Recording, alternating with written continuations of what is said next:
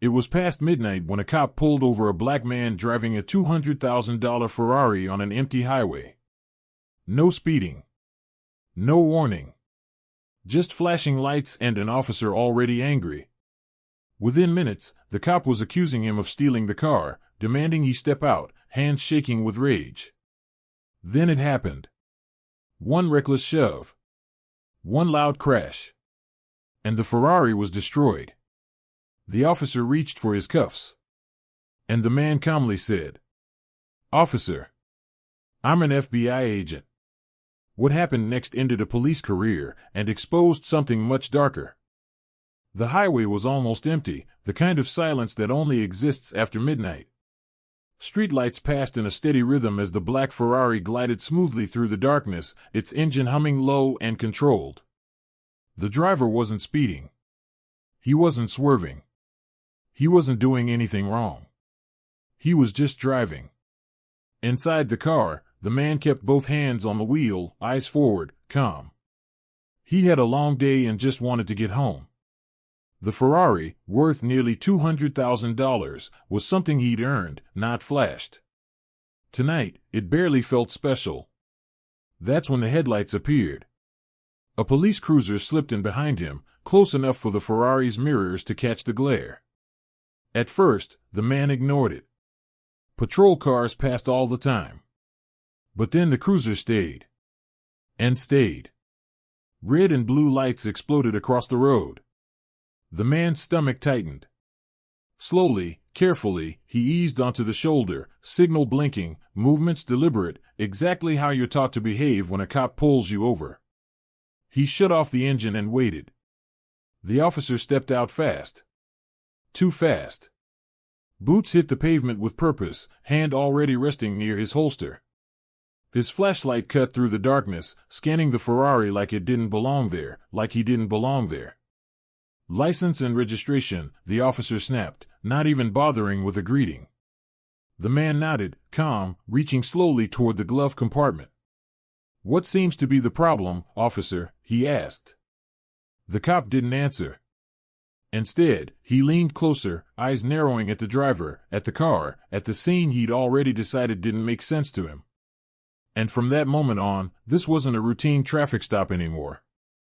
The officer didn't look at the license right away. He looked at the man again. Then at the Ferrari. Then back at the man. "You know how fast you were going?" the cop asked, his voice sharp, already accusatory. "I was doing the speed limit," the man replied evenly. The officer smirked, like he'd heard a joke. "Funny. Because cars like this don't usually crawl down the highway at midnight." The man stayed quiet. He'd learned a long time ago that silence was safer than arguing. The cop finally glanced at the paperwork, then scoffed. "This your car?" "Yes, sir." Another pause. Longer this time. "Mind telling me how you can afford it?" The question hung heavy in the air. It wasn't about the car anymore. "I work," the man said simply. The officer chuckled, stepping back, shining his flashlight along the Ferrari's flawless paint, lingering on the rims, the interior, the badge. "Must be nice." He keyed his radio. "Dispatch, run the plate." While waiting, the cop leaned closer to the window. "Where you coming from?" "From work." "What kind of work?" The man hesitated for half a second, then answered carefully. "Government." That only made things worse. The officer's posture stiffened. "Step out of the vehicle." "Am I being detained?" the man asked calmly. The cop's jaw tightened. "I said step out of the vehicle."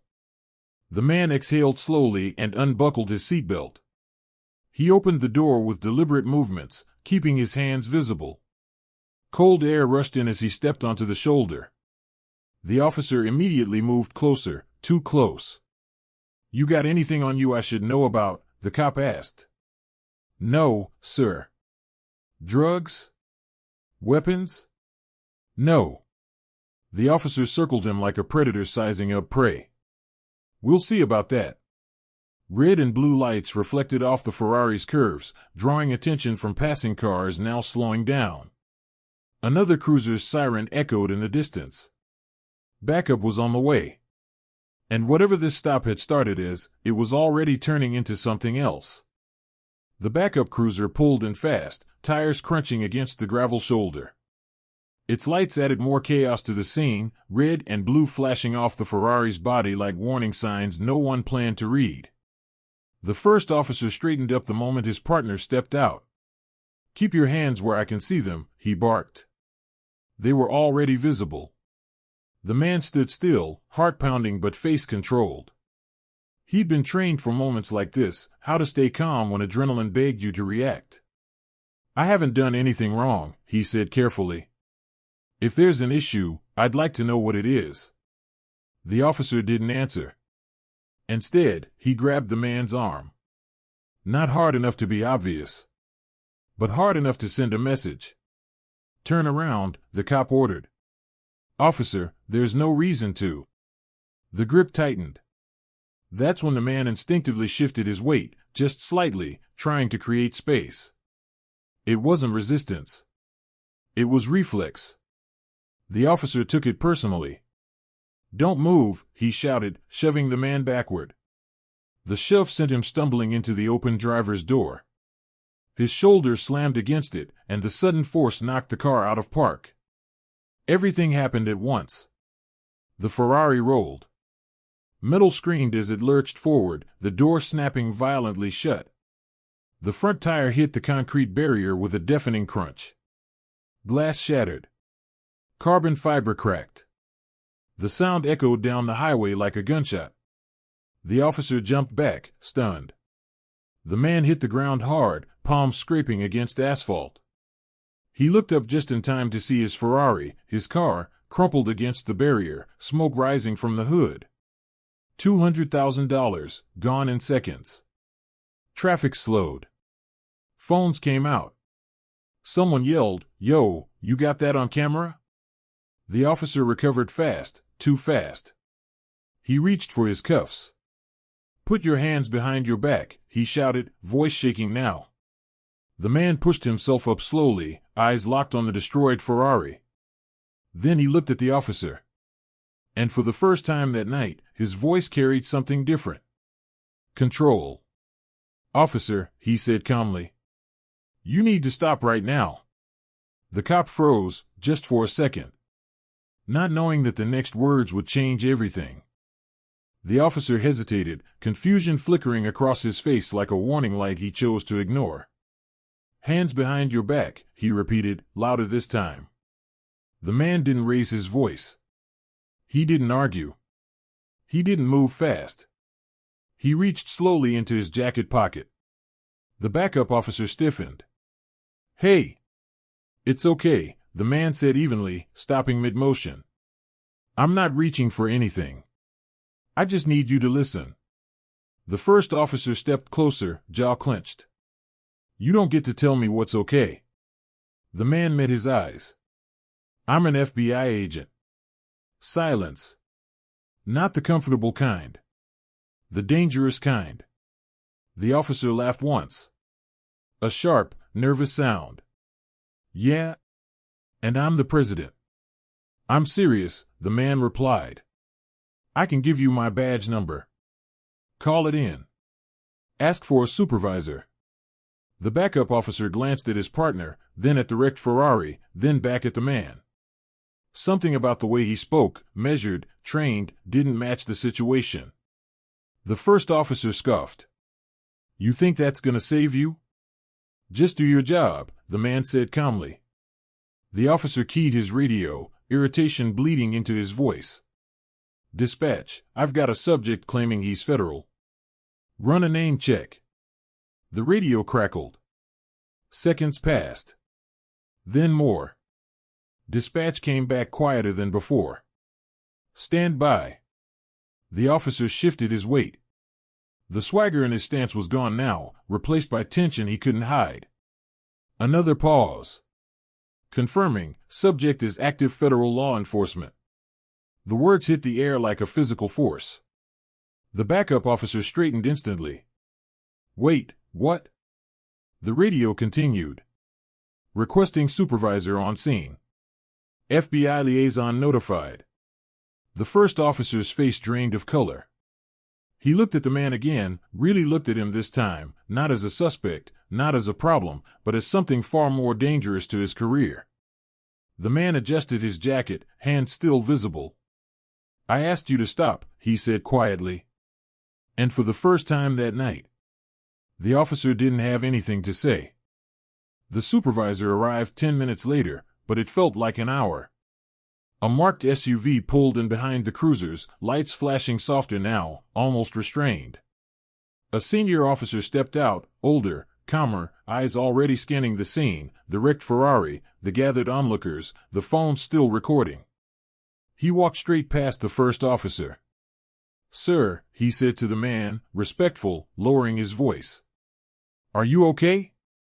The question alone said everything. "I'm fine," the man replied. "My vehicle isn't." The supervisor nodded once and turned to the officers. "What happened?" The first cop opened his mouth, then closed it. His earlier confidence was gone, replaced by hesitation. He glanced at his partner, then at the ground. The backup officer spoke instead. Carefully. Truthfully. He was pulled over for no clear violation. Things escalated. The vehicle was knocked out of park during physical contact. The supervisor's jaw tightened.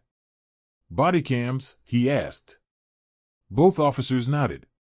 "Turn them on replay," the supervisor said. "Now."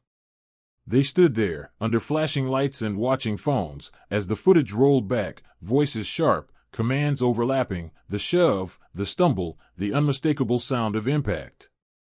No one spoke while it played. When it ended, the supervisor exhaled slowly. This stop was unjustified. The first officer looked up sharply. "Sir, You assumed," the supervisor cut in. "And you escalated." He turned back to the man. "Sir, Internal Affairs will be notified. A full report will be filed tonight. Federal review will be included." The man nodded, expression unreadable. "I'll be contacting legal." "As you should," the supervisor replied. A tow truck pulled up moments later. The driver stepped out, took one look at the Ferrari, and shook his head. "Total loss." The words landed hard. The car was gone. But the truth was finally visible. And the officer who started this night realizing too late. That authority doesn't protect you when the cameras are rolling. The officer was placed on administrative leave before the tow truck even pulled away. By morning, the video was everywhere.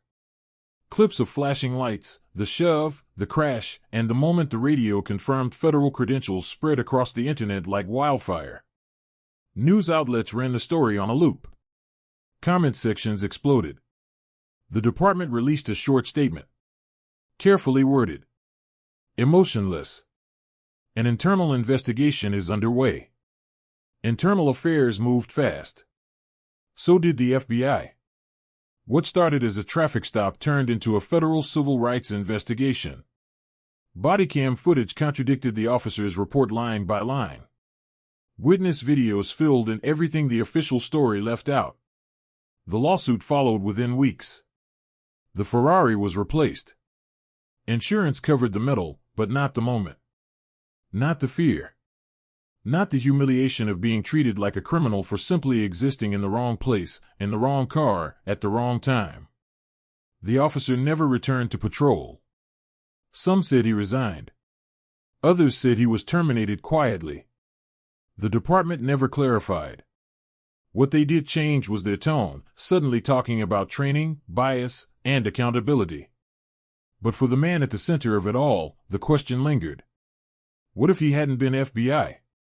What if there was no badge number to save him? No federal confirmation to stop the cuffs from closing? That night proved something unsettling. Justice didn't arrive because the officer did the right thing. It arrived because the wrong man turned out to have power too. And somewhere on a dark stretch of highway, the cameras kept rolling, showing the world exactly how thin the line really is.